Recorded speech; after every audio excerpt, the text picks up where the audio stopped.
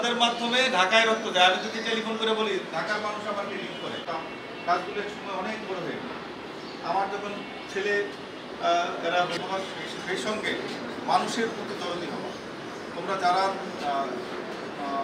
Minimum 1.5 থেকে 2 লাখ টাকার গাছ হবে, কাঠ হবে। একটা গাছ কিন্তু শুধু পরিবেশ রক্ষাই করে না। একটা গাছ তোমার বাপ মা পারে বলে কিন্তু তুমি আজকে বিদ্যালয়ে আসতে পারো। অনেকে যারা পারে না বা যারা